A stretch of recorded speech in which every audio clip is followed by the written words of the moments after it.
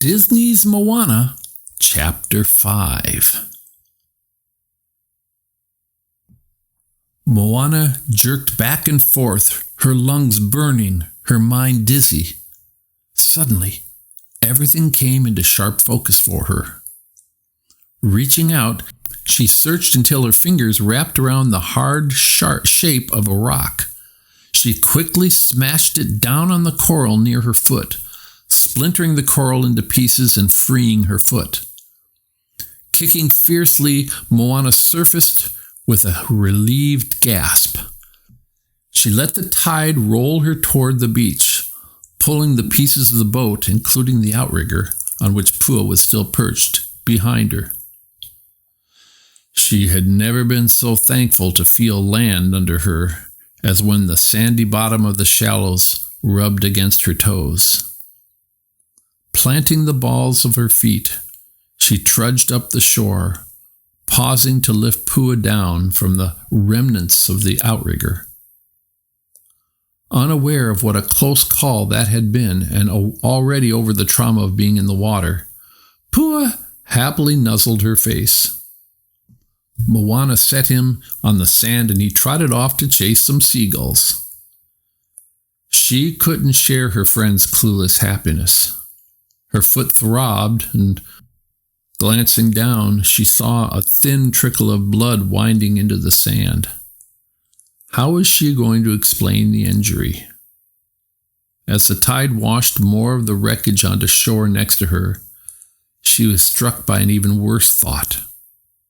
How was she going to explain what had happened to the boat she'd borrowed? Looking around, Moana spotted the sail draped across the water, floating near the canoe. She waded over to haul the boat to shore. Bangs and dents covered the hull, and with the mast split in two, it would never sail again.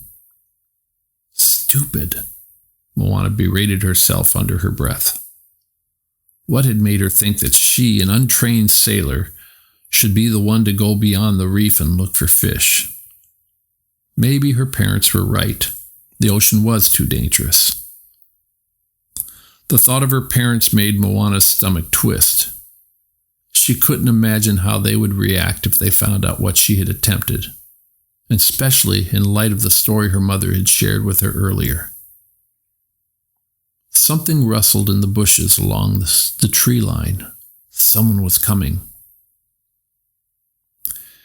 "Guess La Salo's going to need a new boat," Gramma Tala said wryly as she emerged from the greenery. "Grandma," Moana began, then stopped, not knowing exactly what to say. She tucked her injured foot behind her other leg, thinking at least she should try to hide her wound, but to no avail. Though she was getting older, Gramma Tala's eyes were still quite sharp. She waved at Moana to let her see it.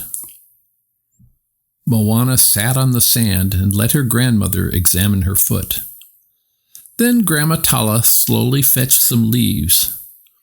When she returned, she used her walking stick to lower herself down and dab the leaves along the scratch, using their sap to seal the wound. "Are you going to tell Dad?" Moana asked quietly. He'd be so disappointed in her if he knew what she had done. It would only confirm his suspicions that she was putting her own desires ahead of the village. "If you lost a toe, maybe," Gramma Tala said with a shrug. Wrapping the rest of the leaves around Moana's foot, Gramma Tala tied them with a vine. Moana felt better until her eyes fell on the ruins of the boat again. Her gaze drifted to the sharp line of the horizon and the roiling ocean waves, which after her crash looked less inviting, each splash against the rocks of the reef reminding her of her failure. "I think he's right. We don't belong out there," Moana said, trying to sound sure. She pressed her lips together firmly and nodded. She would just have to convince herself that was true. Tomorrow I'm putting my stone on the mountain." Gramma Tala peered into Moana's eyes, a skeptical look on her face. But she just hummed to herself and sat back. Turning to the ocean, Gramma Tala inhaled and exhaled deeply, her expression serene. In the lagoon, a school of manta rays glided majestically around a set of boulders, and the older woman smiled. "Okay, well, then head on back. Put that stone up there," Gramma Tala told Moana, her eyes still on the lagoon. Shoulders slumping, Moana stood and headed toward the village, but at the edge of the trees she stopped. Something tugged at her heart as she glanced at her grandmother communing with the ocean, her arms reaching toward the sparkling water. Moana's feet carried her back to Gramma Tala's side. "Why aren't you trying to talk me out of it?" Moana asked. Her grandmother was the one who always told her to find her own path. "Because you said that's what you wanted," Gramma Tala said simply. "It is," Moana said, her voice hardly wobbling at all. Without looking at her, Gramma Tala nodded, her gaze on the manta rays as they slid through the rolling waves. "When I die, I'm going to come back as one of those," she said. "Or I choose the wrong tattoo." "Why are you acting weird?" Moana persisted.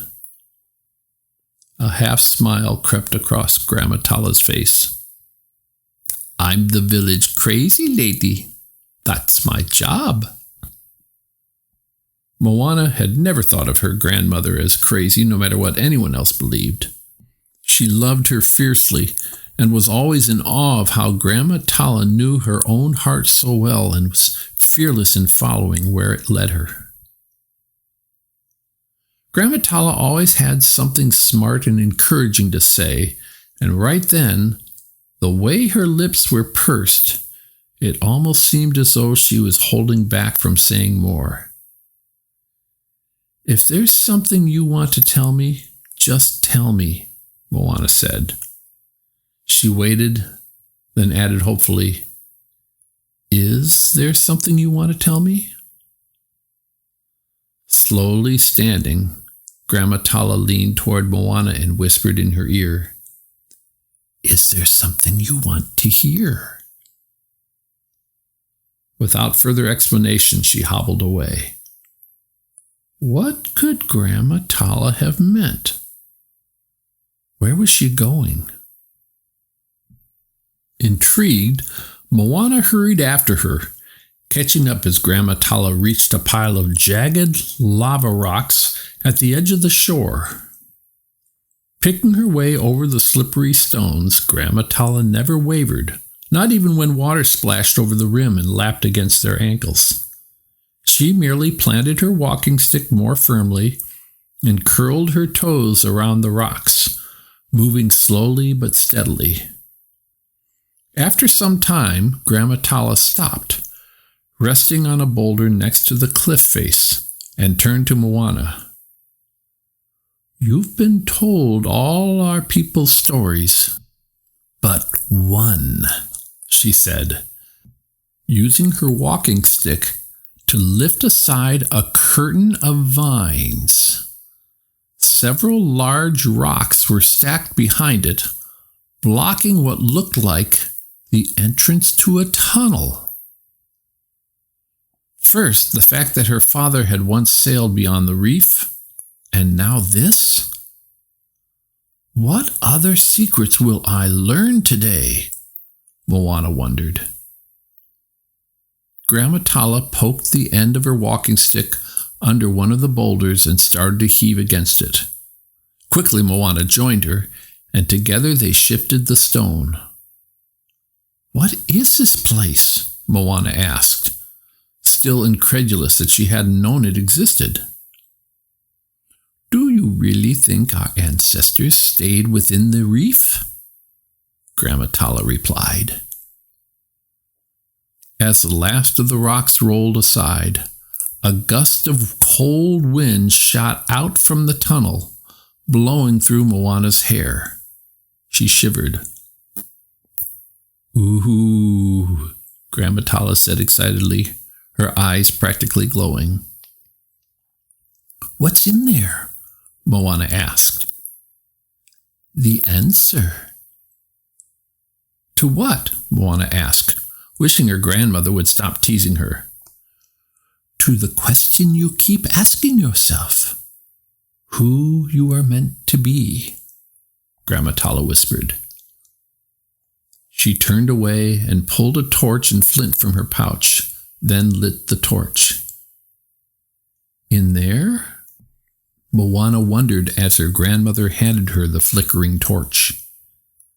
"Go inside, bang the drum, and listen," Gramma Tala urged.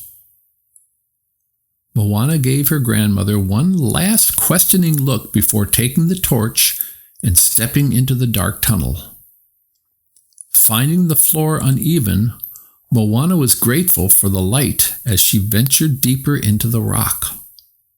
All along the walls, water dripped down, but she heard something else as well. A low rumble.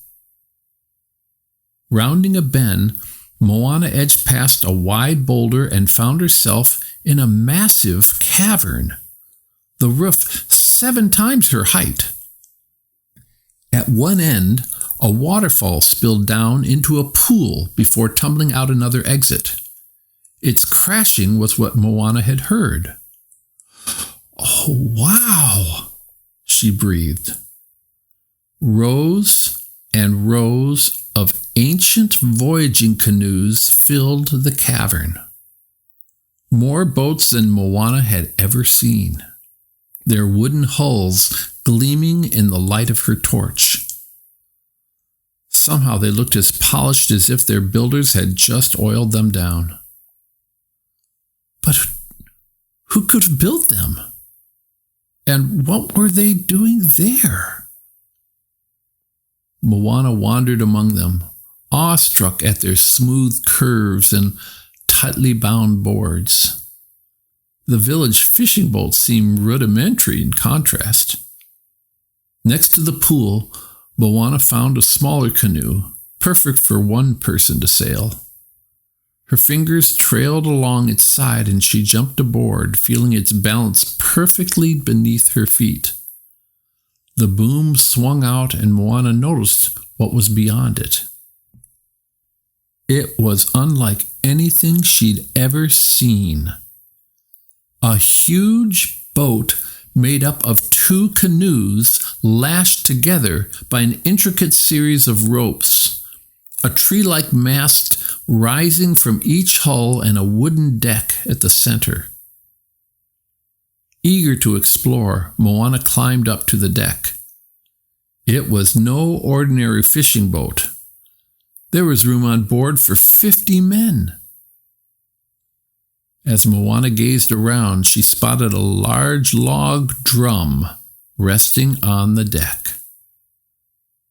"Bang the drum," she whispered. Moving closer, she picked up one of the mallets and tapped it against the drum. Nothing happened. She banged harder, but again nothing happened. Determined, Moana set her torch in a nearby holder, then pulled her arm back and swung it down to hit the drum with all her might. Boom! The huge sailcloth above her unfurled with a loud smack, and the light changed as though she were out in the sun, not surrounded by rock. Blooming in her mind, so clear she could almost see it on the cavern, Moana had a vision of the boat beneath her cresting a massive wave, the island of Motunui straight ahead. She could picture each of the men and women gathered in the boat, all rowing and singing in unison. Full of joy, they leapt ashore, But even as they built their homes and danced on the sand, they passed on the knowledge of the sea, the wind and sky, stars and waves, all keys to unlocking its secrets. New voyagers set out, young explorers roaming far and wide, returning home with the winds when they were ready. Moana blinked as the images faded, the bright sky and rolling ocean replaced by the rock walls of the cave, and the people disappearing from the benches around her. Still, the truth was undeniable. Her ancestors had sailed this canoe across the ocean from far beyond the reef. They had navigated by the sun and stars, known how to capture the winds and ride the waves. "We were voyagers," she whispered in awe. Leaping up to the bow of the boat, her arms flung wide, Moana shouted it. "We were voyagers!